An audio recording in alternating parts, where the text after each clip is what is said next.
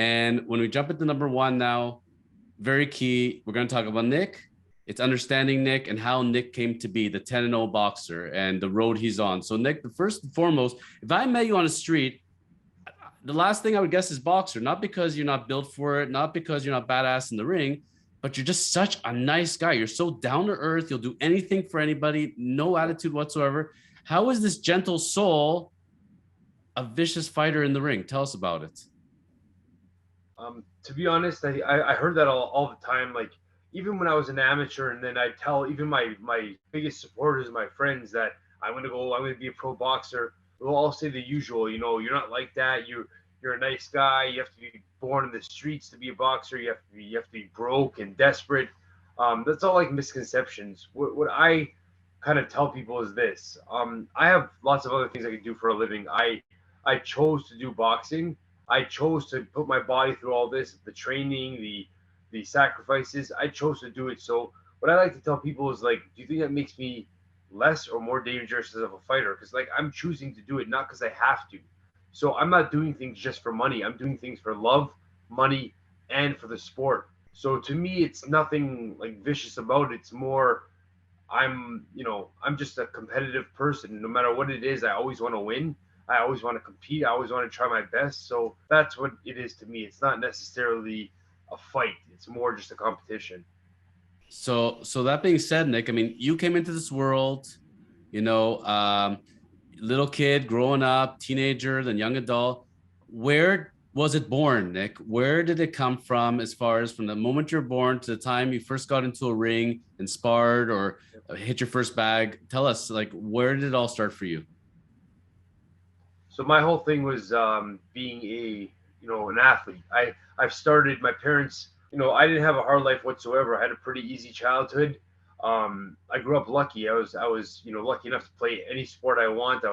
I played everything. I started off swimming, skating lessons, eventually hockey, baseball, football, soccer, volleyball, anything you could imagine. I played. So that competitiveness is always in me. I have an older sibling. I grew up with four kids in my house. So having four kids in the house, my parents would put me on the teams with my older brother. So I'd always be underage playing with the older kids. That kind of made me try harder because to get any kind of playing time, you have to be good. And at first they'd stick me in the outfield, and then when I go up to bat, everyone would move all in and all this little punk. I was big for my age, but I was tiny compared to those people 2 years older than me. So I hit it over their heads. You know what I mean? So it caused me to excel as an athlete, and that's why I'm not saying I'm the best at every sport. I'm not saying that at all, but I've always excelled at sports, no matter what the sport was. So I ended up watching a Rocky movie, and I was watching Rocky, and all of a sudden my little brother had a punching bag in his basement. So in our basement. So I went downstairs. Nobody used it, and I just started hitting it. And all of a sudden, it's like, wow, I could hit. And then I started teaching myself, and then I started watching real boxing, and that's when I decided I got to go to a boxing gym. And there's nothing around, but eventually I made my way to a boxing gym, and then that's it from there. What age would you say you were, and what Rocky movie was it? So it was all the Rocky movies, just watching, every one of them. I started watching one, okay, then I kept watching them all, and then I was, when I first started watching them, I was probably whatever it was, 12 or something. But when I was 15, that's when it kind of, I just happened to have a punching bag that my little brother got for Christmas. Nobody used it, so I was 15 when I hit my first bag, so Okay. pretty late. But Yeah. I was 15. I trained myself. I was a kid that grew up in Vaughan. My I wanted to find a gym. The only gyms available at the time were in Toronto. Right. My parents wouldn't let me. Well, my mom wouldn't let me go to the gym in Toronto because school, school, school. You're not going on a bus to Toronto every day to box. If it was something else, I bet you she would have said yes. But boxing, no. And how did the rest of your family take it as you started hitting the bag, as you started getting a little more serious about it? How was the rest of the family feeling Yeah. about it? The same thing. Everyone's concerned about boxing is a violent sport, but at the same time, my dad, my brothers love combat sports. My sister's a badass, so she didn't mind it either. So they all really enjoy my career, and they like pushing me, and they've done so much for me as a supportive standpoint. It's funny, Nick. You and I, we hit it off right away. When we first met, I think it was back in 2018, if I'm not Yeah. mistaken. So it's a few years back now. And I didn't realize how much we had in common because I got my love of boxing from Rocky as well. I watched Really. Rocky 3, and I saw Mr. T as Clubber Lang, and I said to myself, and I was like, I don't know, 7 or whatever I was, and I said, this is what I want to be when I grow up. So I got a giant Mr. T Nice. poster on my wall. And when I was like Yeah. in grade 3, grade 4, and they said, what do you want to be when you grew up? I'm this 7-year-old, 9-year-old Jewish boy in a Jewish school, private school. I said, I want to be Mr. T when I grow up. And everybody laughed at me. That, But you know what? I that's still want to be funny. Mr. T because like Mr. T embodies everything. He's strong, he's badass, but you know what? He's got a soul. He's a good guy. That's the image he projects. Yeah. And you know what, Nick? That's the same image you project. You're a modern day Mr. Thanks, T in my man. mind. Nice. If it means anything, I remember when I first met you, and this isn't an insult, but I thought you're absolutely nuts. You were working out, drenched in sweat, working your ass off. Like every time I've seen you in the gym, you're working your ass off. You're going hard. You didn't really know me. You walked up close to me. You looked at me dead in the eye and said, "That's how you work." And you might have said another choice word in between, but I'm not going to go into that.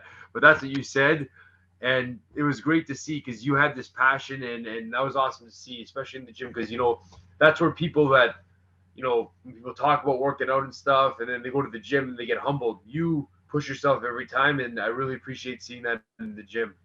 Well, that's a really nice thing to say. It's funny because I was gonna mention. Do you remember when we first met and what you said to me? And I didn't know if you'd remember it or not, but I remember you telling me that a little while after. And it's funny, you can relate to this, right? It's like it's one thing when you and I are talking here, if we meet on the street, but when I'm working out, there's times I come across as a real ass because, and I don't mean to be, it's just because I'm lost in that moment. I'm trying to survive. Yeah, Like this is hard. It doesn't come natural to me, and I need to put everything into it. And I'm not thinking about anybody else around me, and I'm not thinking about being a real nice at that point. I just want to survive at this moment, and then I'll turn on my nice guy persona. So I don't know. Do you find like when you're like training for a big fight, do you find there's a different Nick out there? Like we meet you in different settings, that there'll be a different persona. well, the thing with me is at the gym, if I'm doing my hand wraps, if I'm wrapping up, if I'm just starting to get warmed up, I'll talk a tiny bit. Once the work starts, I don't care about anything else. Like a lot of people see the stuff I do on social media and they say to me, "Oh, you're into social media so much. You spend so much time on it." It's not the case. Like you never see me in the gym. It's kind of one thing that I wish I did more of, but I don't even take out my phone when I'm training. Yeah. My phone's in my bag.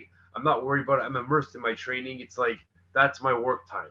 That's you know I'm all in. The post I get maybe at the end of training. Hey, take a picture of us. Oh, we just trained. Okay, cool. I won't. I don't like taking a lot of film during the time unless people do it for me without me asking. Like when I'm in training, I'm focused on the task at hand.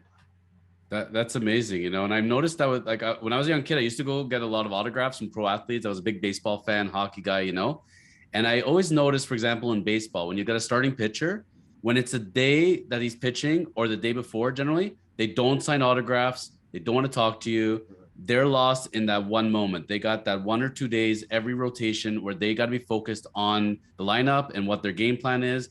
You meet them after the game, you meet them the next day, and they're not pitching again for 5 days.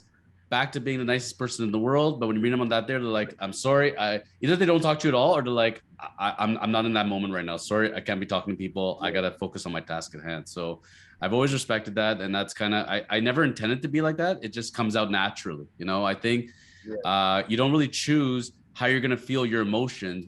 But when you show up at a gym, for example, and you didn't have a great sleep, maybe you didn't eat well, your stomach doesn't feel right, and you're just grinding it out, like you got nothing in the tank that day, but you just got to find a way. You know, Yeah. you got to literally put 100% into it, right? Like there's no other choice. Yeah. Yeah. And it's to each his own, right? Because we're like that. Then you have some people that go to the gym not for a training, like just for training. They come for a social aspect. So some people go to the gym and all they do is talk. Yeah. And you know what? For them, that's great. Just I don't want to be a part of that. You could say something. Hey, how's it going? That's cool. But when I'm at the gym, I don't want to talk. I like going to even when I would go to the gym to do my own strength training before and stuff. I put my headphones on. It's like I'm not even there. I don't like that whole let's talk and be buddy buddy. Do that outside of the gym. There's a time and place for everything. Exactly. So let's walk back. 15-year-old Nick's punching the bag. He's excited. Walk us through, Nick. From there? When was the first fight? When did you go and have your first match fight? How old were you, and what was the process of setting that up? So my first fight was in 2007. So I was pretty old for a first fight.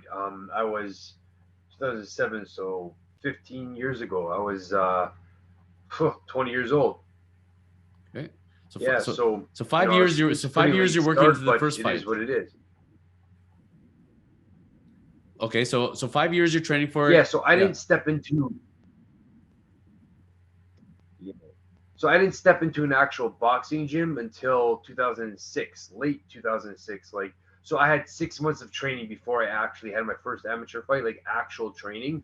So that was actually funny because I remember going to the gym and I told these guys, yeah, I'm going to be a professional boxer. I want to fight. I'm going to be a pro because I've done my training for years. I knew I had a lot of work. I wasn't one of those kids that walk in and think they're the best fighter in the world. I knew I had a lot of work to do. All the work had to be done, but I went in there saying what I wanted to do because I knew in my heart that's what I wanted.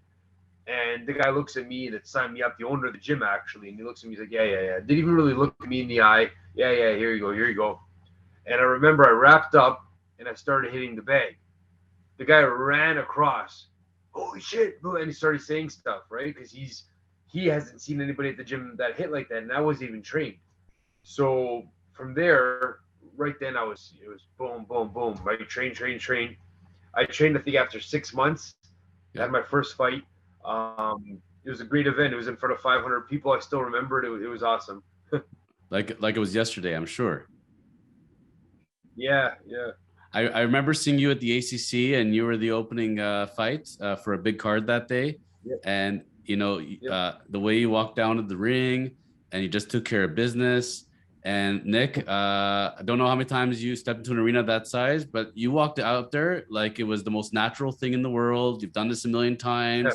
You came in, and it's one of those things when you left the ring, doesn't even look like anybody touched you. You came out the way you came in, just did your business, and boom. How did it feel to fight in an arena that size? So that to me was amazing. So the biggest thing about that experience was, I've been putting my life into this since I was, like I said, 19, 20 years old, and earlier if you want to count that little training I did on my own. But I had, as you might know a little bit about this, I've had tons of injuries over the years. I literally work so hard at everything I do that my body would not handle it. I'd go to work. I'd wake up at 5 o'clock in the morning. I'd go to work. I'd go sleep in my car for 20 minutes before I go into training after a long day of work outside. I'll go training. I'll train people if I can. I go home not thinking that's enough, and I'll go to the other gym, do my strength and conditioning training. I overworked my body. I got like 4 hours of sleep a night, and I always got injured. I had injury after injury. Every fight I had, I went into the fight injured. I still won. I always would win, even though I have all these obstacles that I'd have. And at one point it was just like, why isn't this working? And people would say to me, oh, Nick, maybe your body's just not meant for this and that. It's not that. It's that I just kept working too hard and not smart.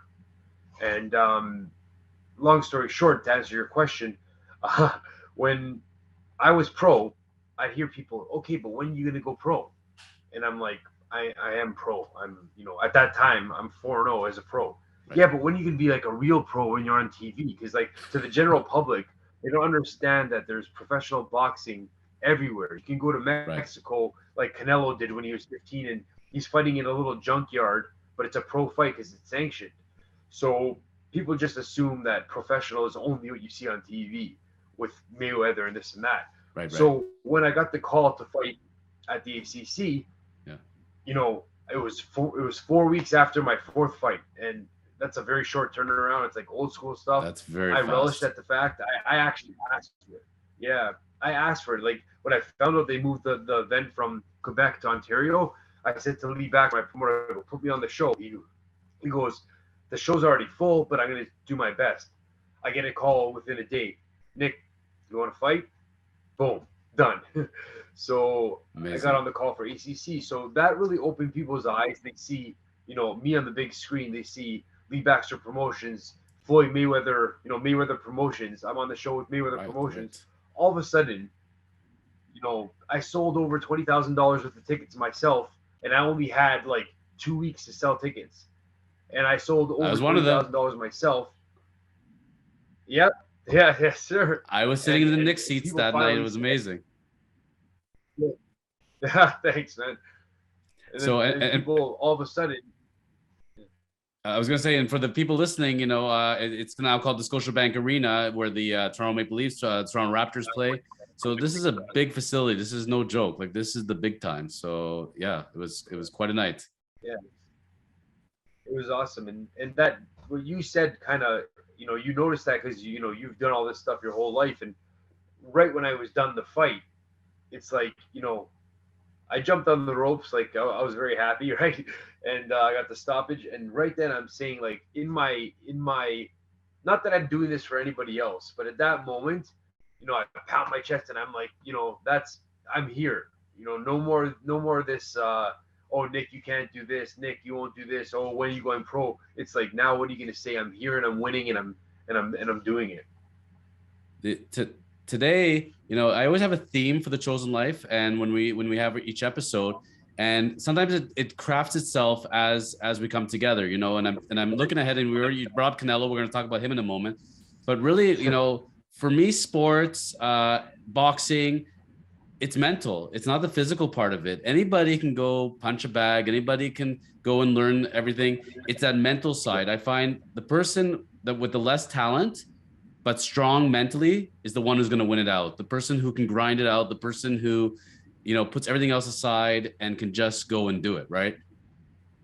Yeah. And for you, you put a lot of time in the gym. I mean, Nick, you're always looking jacked. You're always looking amazing. You're always looking, ring ready out there every time I see you. How do you do it mentally? How do you get yourself up, knowing you're going to have a scheduled fight? Learning the other guy, but how do you prepare yourself mentally for something that breaks so many people? So what I like to say to people is, do all of the work you can in training. Have no excuses. There's guys over the years, and I've seen people in and out of the gym and this and that. What I find the difference is between having a strong mentality and a weak mentality. There are some fighters that they don't want to put in the work and they don't want to do certain things. For example, there's a good sparring partner that wants sparring, and this is a really good sparring partner, and people, oh, I'm not going to go spar. Oh, I don't want to do that. Oh, it's going to be too tough. If you lose those little mental battles throughout training camp, you go into the fight not knowing if you're prepared or not. It's kind of at a fault for me sometimes that I'm too anti that. Like, I'll go into sparring knowing I shouldn't be going that day because I really don't feel good, for whatever way. Say something's like, say I had no sleep and I'm this or that, or something happened where I don't feel good, or I'm just coming off an illness, and oh, this guy's training for a fight. He's ready to go. He's prime sparring. Instead of saying, oh, I'm going to not go today, I'm going to get over that mental battle. I'm going to go in. I'm going to spar. I'm going to do the work. Those days that I feel a little bit tired, you have to listen to your body, which I'm learning to do more and more. But if it's not something that's going to harm you, as in if you have you know, um, a hurt bicep and you can't throw a punch, but you go into spar just to do it, that's stupid.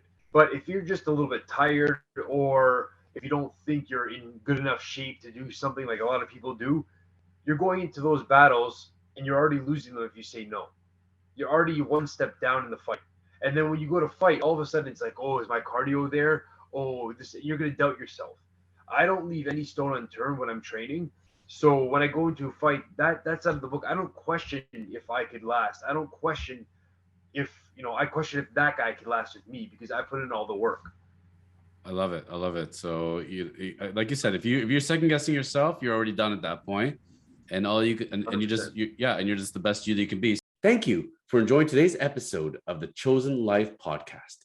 Go ahead, and hit the subscription button below and the notification bell to catch all of our great shows. And remember to contact the chosen lawyers when you are ready for your next real estate and commercial transaction. Go to kormans.ca.